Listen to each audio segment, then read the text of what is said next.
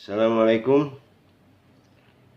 Rabbi shrah li sadri wa yassir li amri wahlul 'uqdatam min lisani yafqahu qawli. Alhamdulillah kita masih diberikan kesehatan dan waktu luang untuk melanjutkan pelajaran kita tentang asbabun nuzul, sebab turunnya ayat-ayat Al-Qur'an, dan telah sampai pada surat At-Taubah ayat ke-1 sampai dengan 10. Bismillahirrahmanirrahim.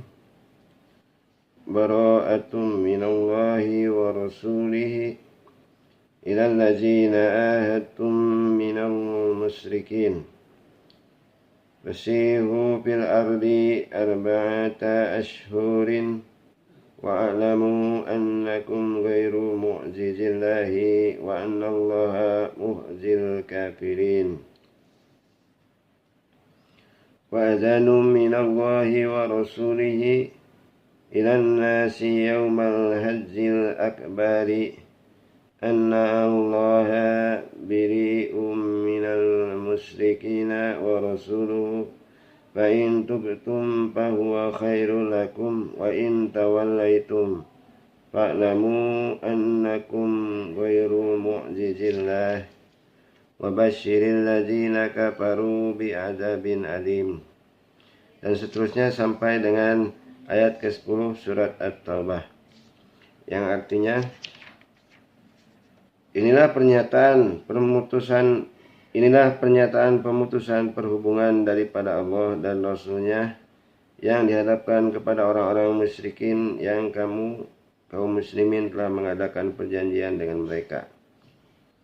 Maka berjalanlah kamu kaum musyrikin di muka bumi selama 4 bulan, dan ketahuilah bahwa sesungguhnya kamu tidak akan dapat melemahkan Allah, dan sesungguhnya Allah menghinakan orang-orang kafir.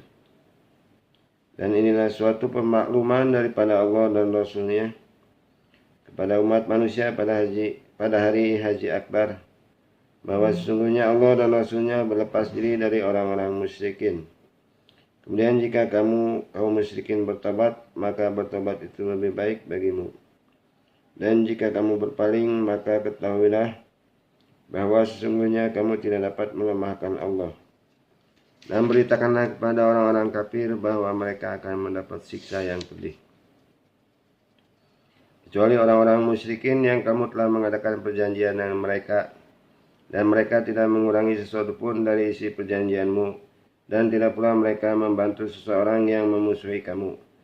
Maka terhadap mereka itu penuhilah janjinya sampai batas waktunya. Sesungguhnya Allah menyukai orang-orang yang bertakwa. Apabila sudah habis bulan-bulan haram itu, maka bunuhlah orang-orang musyrikin itu di mana saja kamu jumpai mereka, dan tangkaplah mereka. Kepunglah mereka dan intailah di tempat pengintaian. Jika mereka bertobat dan mendirikan salat dan menunaikan zakat, maka berilah kebebasan kepada mereka untuk berjalan. Sesungguhnya Allah Maha Pengampun lagi Maha Penyayang. Dan jika seorang di antara orang-orang musyrikin itu meminta perlindungan kepadamu, maka lindungilah ia supaya ia sempat mendengar firman Allah. Kemudian antarkanlah ia ke tempat yang aman baginya. Demikian itu disebabkan mereka kaum yang tidak mengetahui. Bagaimana bisa ada perjanjian aman dari sisi Allah dan Rasul-Nya dengan orang-orang musyrikin, kecuali orang-orang yang kamu telah mengadakan perjanjian dengan mereka di dekat Masjidil Haram? Maka selama mereka berlaku lurus terhadapmu, hendaklah kamu berlaku lurus pula terhadap mereka. Sesungguhnya Allah menyukai orang-orang yang bertakwa. Bagaimana bisa ada perjanjian dari sisi Allah dan Rasul-Nya dengan orang-orang musyrikin, padahal jika mereka memperoleh kemenangan terhadap kamu, mereka tidak memelihara hubungan kekerabatan terhadap kamu dan tidak pula mengindahkan perjanjian. Mereka menyenangkan hatimu dengan mulutnya, sedang hatinya menolak. Dan kebanyakan mereka adalah orang-orang yang fasik, tidak menepati perjanjian. Mereka menukarkan ayat-ayat Allah dengan harga yang sedikit, lalu mereka menghalangi manusia dari jalan Allah. Sesungguhnya amat buruklah apa yang mereka kerjakan itu. Mereka tidak memelihara hubungan kerabat terhadap orang-orang mukmin dan tidak pula mengindahkan perjanjian. Dan mereka itulah orang-orang yang melampaui batas. Itulah 10 ayat yang pertama dari surat At-Taubah. Dan sebab dari turunnya ayat ini adalah pertama, pada waktu itu Rasulullah SAW mengadakan perjanjian perdamaian dengan kaum musyrikin. Yang diantara isinya ialah tidak ada peperangan antara Rasulullah SAW dengan orang-orang musyrik. Dan kaum muslimin diperbolehkan melaksanakan ibadah haji ke Mekah serta bertawaf sekeliling Ka'bah. Sehubungan dengan ini, maka Allah Subhanahu wa taala menurunkan ayat ke-1 sampai dengan 10 surat At-Taubah yang menegaskan pembatalan perjanjian tersebut dan mengizinkan lagi kaum muslimin memerangi kaum musyrikin. Di samping itu, memberi kesempatan kepada kaum musyrikin selama 4 bulan untuk memperkuat diri di tanah Arab. Hadis riwayat Ibnu Abi Najih dari Mujahid. Dalam riwayat lainnya dijelaskan bahwa ketika ayat ke-1 sampai dengan 10 surat At-Taubah diturunkan kepada Rasulullah sebagai pembatalan atas perjanjian damai dengan kaum musyrikin, maka segera beliau mengundang Abu Bakar untuk membacakan kepada penduduk Mekah. Rasulullah SAW memanggil Ali bin Abi Thalib seraya berkata, "Carilah Abu Bakar sampai ketemu dan bacakan wahyu yang baru saja turun ini, dan perintahkan ia pergi ke Mekah membacakannya kepada mereka." Dan Ali bertemu dengan Abu Bakar di Zufah. Kemudian Abu Bakar kembali menghadap Rasulullah SAW seraya berkata, "Wahai Rasulullah, adakah suatu wahyu yang diturunkan untukku?" Jawab Rasulullah, "Tidak.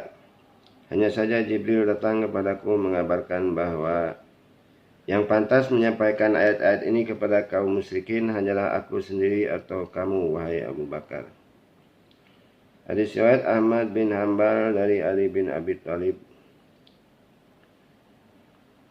Dalam riwayat lainnya juga dijelaskan bahwa ayat ke-1 sampai dengan 10 diturunkan ketika Rasulullah SAW pulang dari perang Tabuk. Beliau bersama para sahabat sengaja akan melaksanakan ibadah haji. Dan pada tahun itu orang-orang musyrik juga melaksanakan peribadahan di Baitullah, yakni tawaf di Ka'bah sambil telanjang bulat. Karena itu kaum muslimin merasa muak beribadah bersama mereka yang tidak memperhatikan etika kemanusiaan.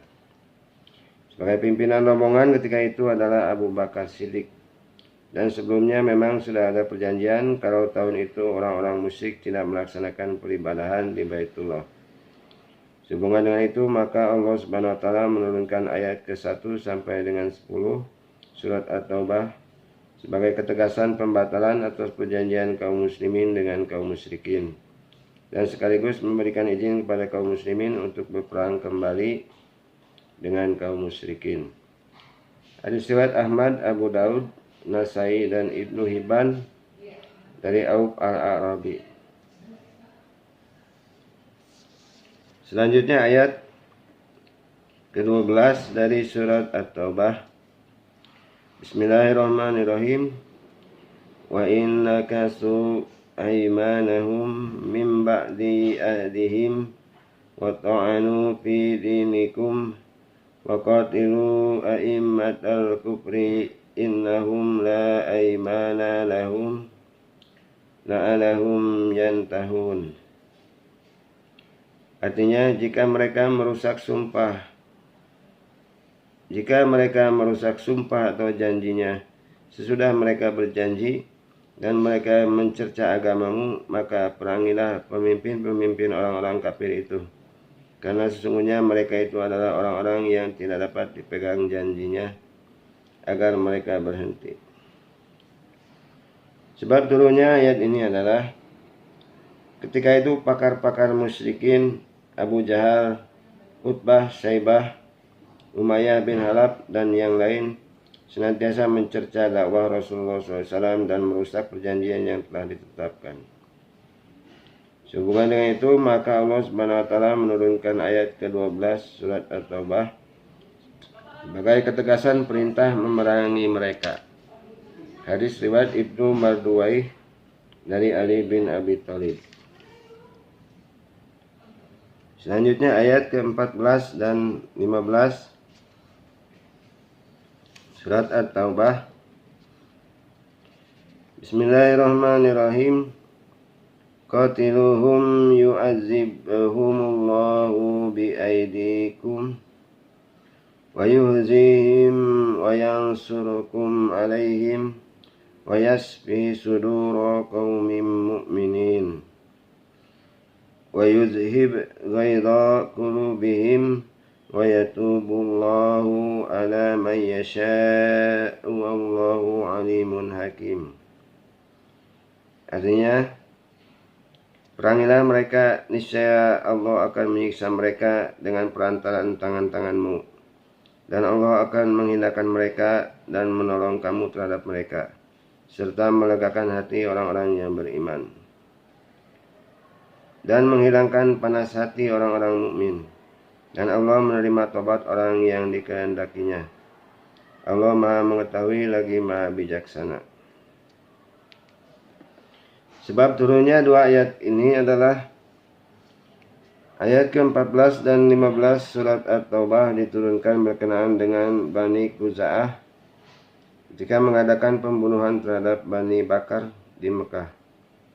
Ketika itu antara Bani Khuza'ah dengan Bani Bakar masih berlangsung peperangan, dan diam-diam kaum Quraisy tetap membantu Bani Bakar, sehingga turunlah ayat yang memerintahkan kepada kaum muslimin untuk menggempur kaum Quraisy yang melanggar perjanjian Hudaybiyah. Sebab peristiwa ini terjadi ketika Rasulullah SAW sedang mengadakan perjanjian perdamaian dengan kaum Quraisy yang Bani Khuza'ah menjadi sekutu Rasulullah SAW. Hadis riwayat Abu Sa'id dari Qatadah dan Ikrimah.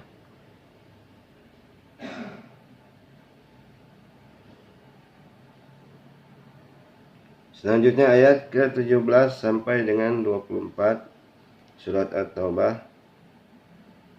Bismillahirrahmanirrahim. Ma kana lil musyrikina an ya'muru masajidallahi syahidina ala anfusihim bil kufri ulaika habitat a'maluhum wa fin nari hum khalidun. Innama ya'muru masajidallahi man amana billahi wal yawmil akhiri wa qama as-salata wa ata az-zakata wa lam yahshal illallaha fa'asa ulaika ay yakunu minal muhtadin. Dan seterusnya sampai dengan ayat ke-24 surat At-Taubah. Artinya, tidaklah pantas orang-orang musyrik itu memakmurkan masjid-masjid Allah, sedang mereka mengakui bahwa mereka sendiri kafir. Itulah orang-orang yang sia-sia pekerjaannya dan mereka kekal di dalam neraka. Hanyalah yang memakmurkan masjid-masjid Allah ialah orang-orang yang beriman kepada Allah dan hari kemudian, serta tetap mendirikan salat, menunaikan zakat, dan tidak takut kepada siapapun selain kepada Allah. Maka merekalah orang-orang yang diharapkan termasuk golongan orang-orang yang mendapat petunjuk. Apakah orang-orang yang memberi minuman kepada orang-orang yang mengerjakan haji dan mengurus Masjidil Haram kamu samakan dengan orang-orang yang beriman kepada Allah dan hari kemudian serta berjihad di jalan Allah? Mereka tidak sama di sisi Allah, dan Allah tidak memberikan petunjuk kepada kaum yang zalim. Orang-orang yang beriman dan berhijrah serta berjihad di jalan Allah dengan harta benda dan diri mereka adalah lebih tinggi derajatnya di sisi Allah, dan itulah orang-orang yang mendapat kemenangan. Ayat ke-21, Tuhan mereka mengembirakan mereka dengan memberikan rahmat daripadanya, keridhaan dan surga, mereka memperoleh di dalamnya kesenangan yang kekal. Ayat 22, mereka kekal di dalamnya selama-lamanya, Sesungguhnya di sisi Allah lah pahala yang besar. Ayat 23, hai orang-orang yang beriman, janganlah kamu jadikan bapak-bapak dan saudara-saudaramu pemimpin-pemimpinmu jika mereka lebih mengutamakan kekafiran atas keimanan. Dan siapa di antara kamu yang menjadikan mereka pemimpin-pemimpinmu, maka mereka itulah orang-orang yang zalim. Ayat 24, katakanlah, jika bapak-bapak, anak-anak, saudara-saudara, istri-istri kaum keluargamu, harta kekayaan yang kamu usahakan, perniagaan yang kamu khawatiri kerugiannya, dan rumah-rumah tempat tinggal yang kamu sukai adalah lebih kamu cintai daripada Allah dan Rasul-Nya dan dari berjihad di jalannya, maka tunggulah sampai Allah mendatangkan keputusannya. Dan Allah tidak memberi petunjuk kepada orang-orang fasik. Sebab turunnya ayat-ayat ini adalah ketika menjadi tawanan perang Badar, Abbas paman Rasulullah SAW berkata, sekiranya kamu termasuk orang-orang yang lebih dahulu memeluk Islam, berhijrah dan berjihad, maka aku adalah orang yang pertama kali memakmurkan Masjidil Haram, memberi minum orang-orang yang menunaikan ibadah haji, dan membebaskan orang-orang dari penderitaan. Peristiwa ini melatar belakangi turunnya ayat ke-17 sampai dengan 19 surat At-Taubah yang menjelaskan bahwa kaum musyrikin yang memakmurkan masjid tidak sama dengan orang-orang beriman yang berjihad meluhurkan agama Allah. Perbuatan baik yang mereka lakukan sama sekali tidak ada arti, sedang amal yang dilakukan kaum muslimin mendapat pahala dari sisi Allah Subhanahu wa Ta'ala. Hadis riwayat Ibnu Abi Hatim dari Ali bin Abi Thalib dari Ibnu Abbas. Dalam riwayat lainnya dijelaskan bahwa pada suatu waktu Nu'man bin Bashir berada di samping mimbar Rasulullah SAW bersama-sama beberapa orang sahabat. Di antara mereka ada yang berkata, aku tidak akan memperhatikan amal saleh yang lain setelah Islam tersebar luas dengan terbukanya kota Mekah, kecuali memberi minum kepada orang-orang yang beribadah haji. Yang lain berkata, aku hanya akan berjihad meluhurkan agama Allah, dan yang demikian ini lebih baik daripada apa yang telah kamu lakukan. Yang lain mengatakan, aku hanya akan memakmurkan Masjidil Haram. Mendengar pembicaraan ini, Umar bin Khattab membentak mereka seraya berkata, janganlah kamu berbicara dengan keras di sisi mimbar Rasulullah. Nanti kalau salat Jumat telah selesai, aku akan menghadap Rasulullah SAW meminta fatwa tentang apa yang kamu bicarakan itu. Sehubungan dengan itu, maka Allah Subhanahu wa Ta'ala menurunkan ayat ke-19 surat At-Taubah sebagai ketegasan bahwa orang yang menghususkan pada suatu amal saleh tidak sama dengan orang yang beriman kepada Allah dan hari akhir, berjihad serta memperjuangkan agama Allah. Dan Allah Subhanahu wa Ta'ala berjanji tidak akan memberi petunjuk kepada orang yang berbuat zalim. Hadis riwayat Muslim, Ibnu Hibban dan Abu Daud dari Nu'man bin Bashir. Dalam riwayat lainnya juga dijelaskan bahwa pada suatu waktu Ali bin Abi Thalib datang ke Mekah menemui Abbas bin Abdul Muttalib seraya berkata, wahai paman, tidakkah kamu berkeinginan ikut hijrah ke Madinah mengikuti jejak Rasulullah? Jawab Abbas, bukankah aku ini telah memakmurkan Masjidil Haram dan mengurus Baitullah? Peristiwa ini telah melatar belakangi turunnya ayat ke-19 surat At-Taubah yang secara tegas menerangkan tentang perbedaan antara orang-orang beriman dan berjihad di jalan Allah dengan orang-orang yang berbuat kebajikan secara khusus saja. Kemudian Ali bin Abi Thalib berkata kepada sekelompok orang yang satu persatu namanya disebut, tidakkah kamu berkeinginan untuk hijrah mengikuti Rasulullah ke Madinah? Mereka menjawab, kami tinggal di sini bersama dengan sanak keluarga dan teman-teman kami sendiri. Sehubungan dengan itu, maka Allah Subhanahu wa Ta'ala menurunkan ayat ke-24 surat At-Taubah yang secara tegas menerangkan bahwa orang-orang yang lebih mencintai sanak saudara keluarga, kawan, dan kekayaan dengan mengalahkan kecintaannya kepada Allah dan Rasul-Nya, berjihad meluhurkan agama, maka mereka mendapat ancaman siksa yang sangat pedih dari sisi Allah Subhanahu wa taala. Hadis riwayat Faryabi dari Ibnu Sirin. Dalam riwayat lainnya dijelaskan juga bahwa Talha bin Syaibah, Abbas bin Abdul Muttalib, dan Ali bin Abi Thalib saling membanggakan diri.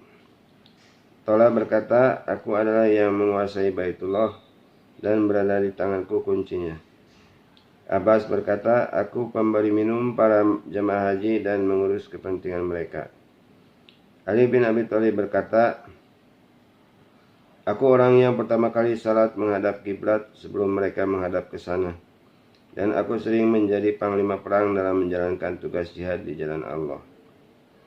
Peristiwa ini telah melatar belakangi turunnya ayat ke-19 sampai dengan ayat ke-22 surat At-Taubah, yang secara tegas menerangkan bahwa orang-orang yang berjihad, berhijrah, dan beriman kepada Allah lebih mulia derajat dan kedudukannya daripada orang-orang yang hanya memiliki amal saleh secara khusus.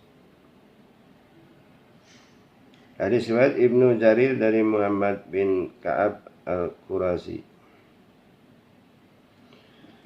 Selanjutnya ayat ke-25 sampai dengan 27 surat At-Taubah. Bismillahirrahmanirrahim.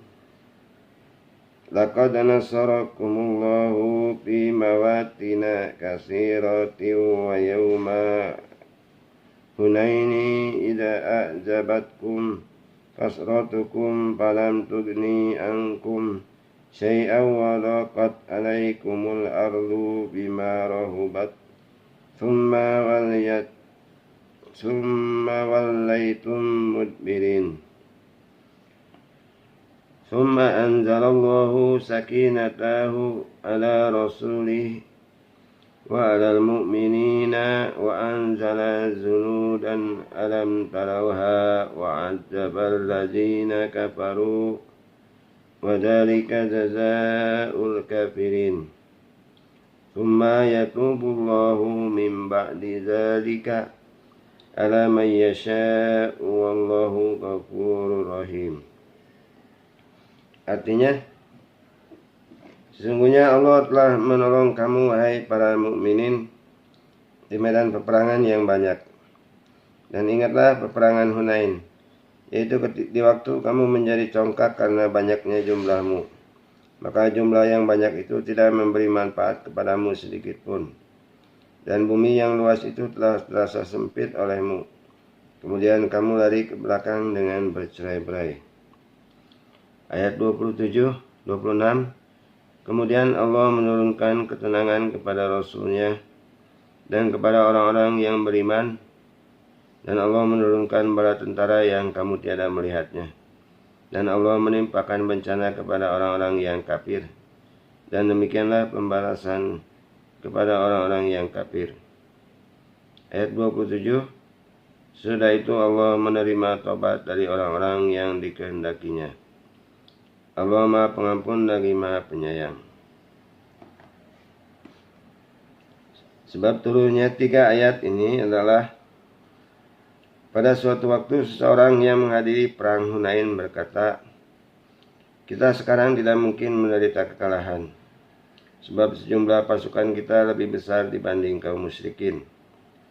Pada waktu itu pasukan kaum muslimin berjumlah 12.000 orang. Mendengar kata-kata orang tersebut, Rasulullah merasa kurang enak, merasa sesak dada. Sehubungan dengan itu, maka Allah menurunkan ayat ke-25 surat At-Taubah sebagai teguran terhadap mereka dan mengingatkan atas kesalahan yang telah mereka lakukan pada pertempuran Hunain karena kesombongan mengandalkan pasukan perang yang banyak jumlahnya.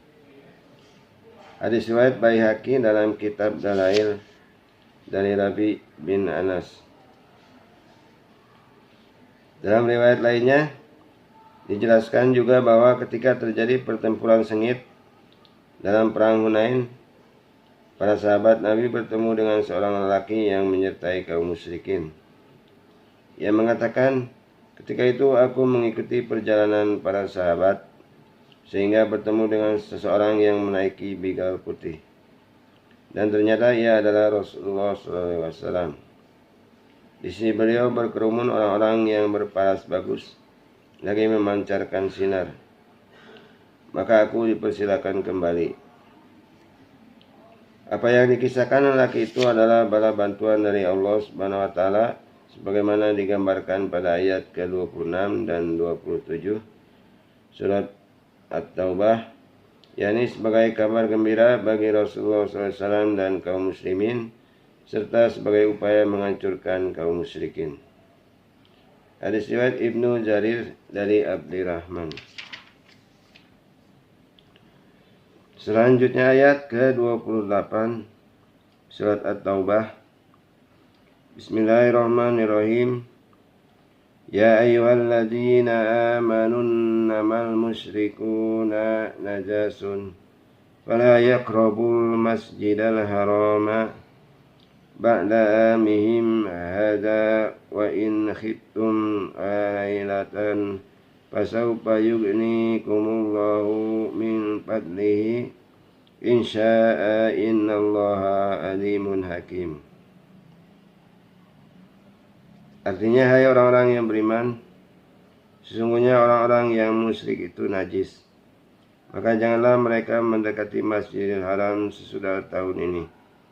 Dan jika kamu khawatir menjadi miskin, maka Allah nanti akan memberikan kekayaan kepadamu dari karunia-Nya, jika Dia menghendaki.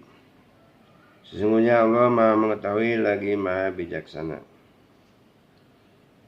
Sebab turunnya ayat ini adalah ketika kaum musyrikin biasa datang ke Mekah dengan membawa bahan makanan untuk dijual di sana. Setelah kaum musyrikin dilarang datang ke Baitullah dengan diturunkannya ayat ke-28 bagian awal, yakni ya ayyuhalladzina amanu innamal musyrikuuna najsun fala taqrabul masjidal harami ba'da amihim hadza. Kaum muslimin merasa sedih dan berkata, dari mana kami akan mendapatkan bahan makanan? Sehubungan dengan itu, maka Allah Subhanahu wa taala menurunkan kelanjutan ayat ke-28 surat At-Taubah sampai selesai, yakni menerangkan bahwa Allah Subhanahu wa taala berjanji memberikan kecukupan kepada mereka sekalipun kaum musyrikin tidak datang kepada mereka dengan membawa bahan makanan.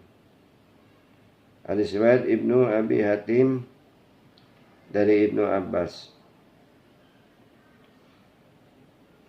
Dalam riwayat lainnya dijelaskan juga bahwa ketika awal ayat ke-28 diturunkan, maka kaum muslimin menjadi gelisah resah dengan adanya larangan bagi kaum musyrikin datang ke Baitullah Mekah. Mereka berkata, terus bagaimana kami akan mendapatkan bahan makanan dan sandang? Sehubungan dengan itu, maka Allah Subhanahu wa taala menurunkan kelanjutan ayat sampai akhir yang secara tegas Dia memberikan jaminan kecukupan kepada kaum muslimin sekalipun kaum musyrikin tidak datang ke Baitullah. Hadis riwayat Ibnu Jarir dan Abu Syekh dari Sa'id bin Zubair. Selanjutnya ayat ke-30 dari surat At-Taubah. Bismillahirrahmanirrahim. Wa qalatil yahudu Uzairu ibnullahi wa qalatin nasara Masih ibnullah.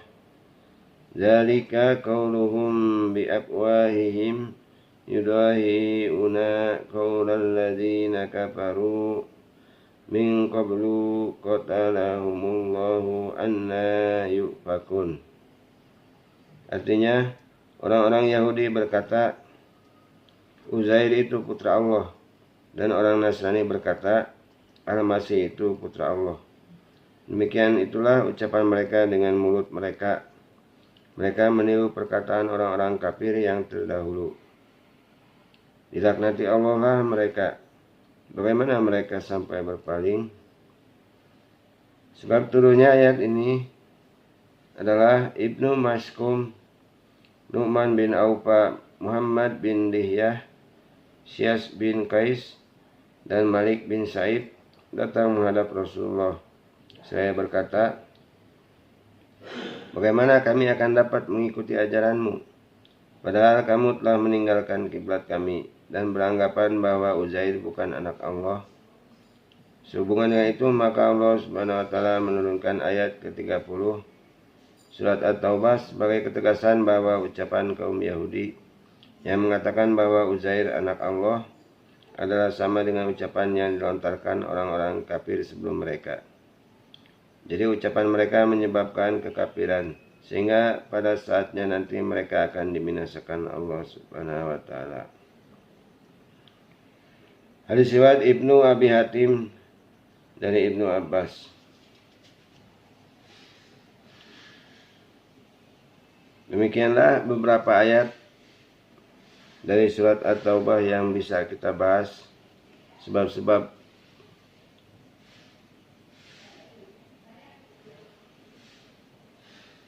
diturunkannya. Mudah-mudahan bermanfaat. Wassalamualaikum warahmatullahi wabarakatuh.